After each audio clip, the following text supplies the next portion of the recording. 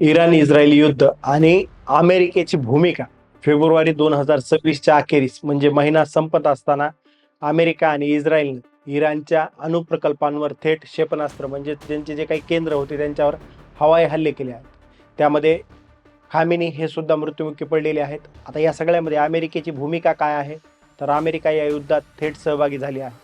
अमेरिकेचे राष्ट्राध्यक्ष Donald Trump यांनी इराणला अमेरिकेचा राष्ट्रीय सुरक्षेसाठीचा धोका घोषित केला असून इस्रायलसोबत मिळून इराणची लष्करी ताकद कमी करण्याचं धोरण जे आहे ते त्यांनी अवलंबलेलं आहे.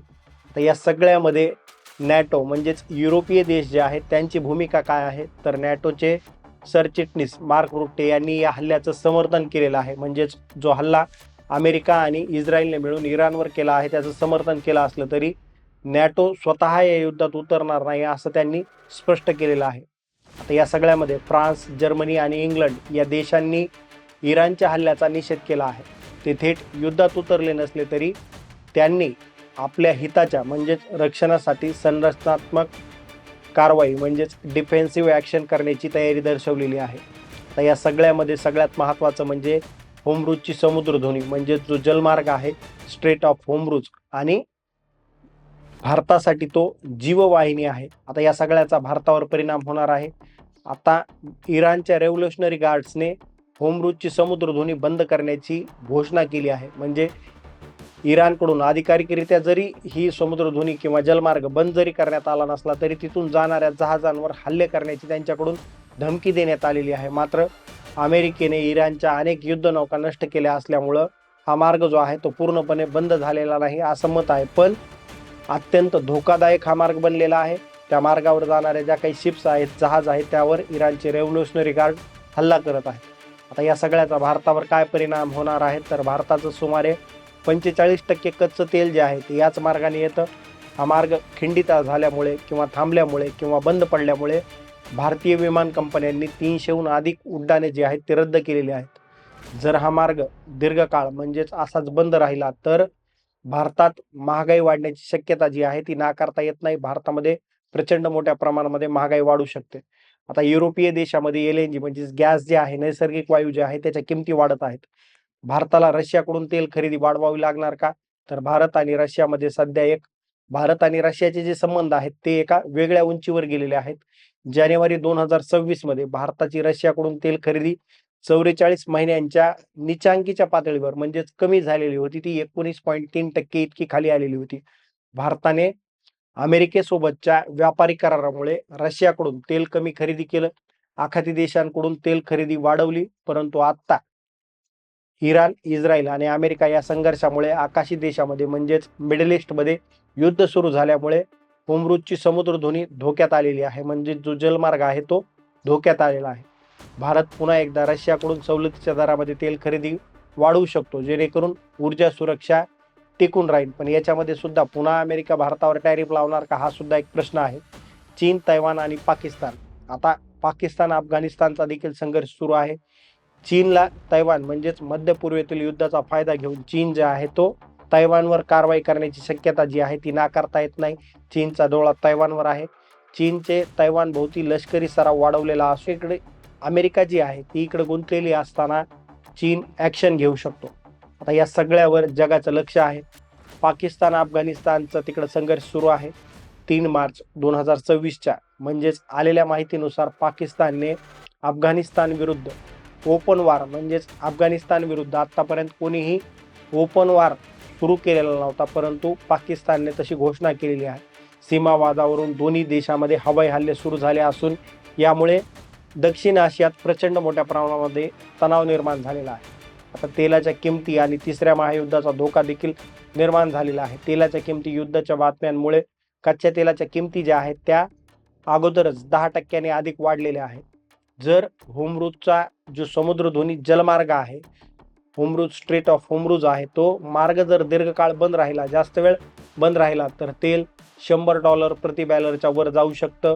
तिसऱ्या महायुद्ध म्हणजे तज्ज्ञांचं जे मत आहे, एकाच वेळी अनेक आघाड्यांवर जरी संघर्ष सुरू असला, मध्य पूर्व तैवानच्याकडे चीन जरी बघत असला तरी पाकिस्तान अफगाणिस्तानचा जो संघर्ष आहे, युद्ध सुरू झाल्यामुळे परिस्थिती तिसऱ्या महायुद्धासारखी जरी आपल्याला वाटत असली किंवा तशा मीडियावर बातम्या येणार असल्या की तिसरं महायुद्ध सुरू होणार होतंय का, असं सध्या तरी अद्याप काही. जर मोठाले देश या युद्धामध्ये उतरले तर मात्र परिस्थिती चिघळू शकते. पण 2026 हे वर्ष जागतिक शांततेसाठी अत्यंत निर्णायक असणार आहे.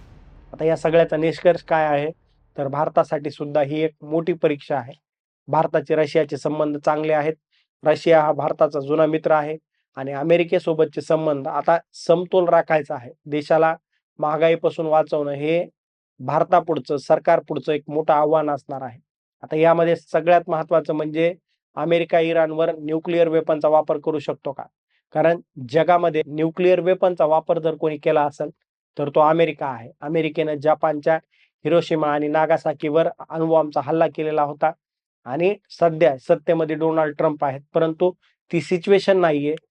जपानवर न्यूक्लिअर वेपनचा वापर केला होता त्यावेळेसची सिच्युएशन वेगळी होती. आजची सिच्युएशन जी आहे ती वेगळी आहे. भारत आणि इराणचे संबंध कसे होते, तर चाबार पोर्टमुळे भारताला होणारे फायदे कोणते होते, तर भारत आणि इराणचे संबंध म्हणजे जुन्या मित्रासारखे होते. पण अमेरिकेच्या दबावामुळे मधल्या काळामध्ये त्याच्यामध्ये थोडासा दुरावा आलेला होता.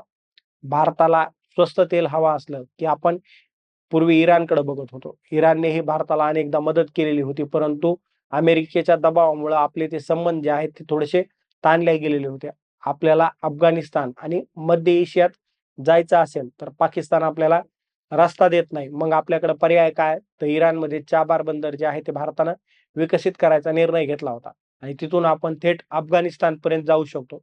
या बंदरामुळे भारताचा जो व्यापार आहे किंवा त्याचा जे खर्च आहे ते 30% कमी होण्याची शक्यता आहे किंवा कमी होतो. आता हे बंदर म्हणजे भारतासाठी पश्चिम आशियाचं प्रवेशद्वार आहे.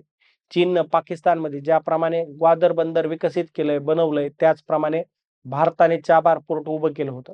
आता युद्ध सुरू झालंय, त्यामुळं भारताची अवस्था बिघडत चाललेली आहे, कठीण झालेली आहे. आता भारताला या सगळ्यामध्ये समतोल जो आहे तो साधायचा आहे. तेलाचा भडका उडणार आहे. होमरूजची समुद्रधुनी, आपलं तेल जे येतं ते तिथूनच येतं. त्याच्यामुळं भारतात पेट्रोल डिझेलचे भाव गगनाला भिडणार. विमानं रद्द झालेली आहेत आणि आता एस-टी, मालवाहू जे काही ट्रान्सपोर्टच्या व्यवस्था असणार आहेत त्याच्यामध्ये प्रचंड मोठ्या प्रमाणामध्ये महागाई वाढणार आहे आणि ट्रान्सपोर्टेशनचा खर्च वाढल्यामुळे प्रत्येक गोष्टीवर त्याचा परिणाम होतो. महागाई वाढणार. युद्ध जर लांबलं तर हे परिणाम निश्चितच दिसायला लागतील. सध्या अमेरिका इस्रायलच्या बाजूनं मैदानात उतरलेली आहे. त्यामुळं आपल्याला रशियाकडून स्वस्त तेल घेण्याशिवाय पर्याय उरणार नाही. सरकारसाठी हा एक मोठा बॅलन्सिंग ऍक्ट असेल. आता एका बाजूला ट्रम्प यांची मैत्री जपायची तर दुसऱ्या बाजूला पुतिन यांच्याकडून आपल्याला स्वस्त तेल घ्यायचं आहे. आपण रशियाकडून ते तेल घेतही होतो, परंतु अमेरिकेच्या ट्रेड डीलमुळं आपण काही प्रमाणामध्ये रशियाकडून तेल घ्यायचं कमी केलेलं आहे. आता आपल्याला आपली अर्थव्यवस्था सुद्धा वाचवायची आहे. पाकिस्तान, अफगाणिस्तान भिडले, तिकडं चीन तैवानकडे डोळे वटारून बघतंय आणि इकडं इराण इस्रायलचा धूर काढतोय. आता परिस्थिती सध्या तेल ओतलं की पेटणार अशी झालेली आहे. भारतासाठी 2026 हे वर्ष आता अग्निपरीक्षेपेक्षा कमी नाहीये. आता आपल्याला तेलच नाही तर चाबार पोर्ट सारखे आपले महत्वाचे जे प्रकल्प आहेत ते सुद्धा वाचवावे लागणार आहेत. आता यामध्ये आपल्याला समतोल राखायचा आहे. आता भारत यामध्ये येणाऱ्या पुढच्या काळामध्ये जर युद्ध लांबलं तर नेमकी काय भूमिका घेतो? सध्या भारताकडं 74 दिवस म्हणजे 70 दिवसांपेक्षा जास्त देश पेट्रोल, डिझेल चालेल किंवा तेवढा रिझर्व्ह साठा आहे. आता त्यामुळं युद्ध जर लांबलं तर त्याचे परिणाम भारतावर होणार आहेत.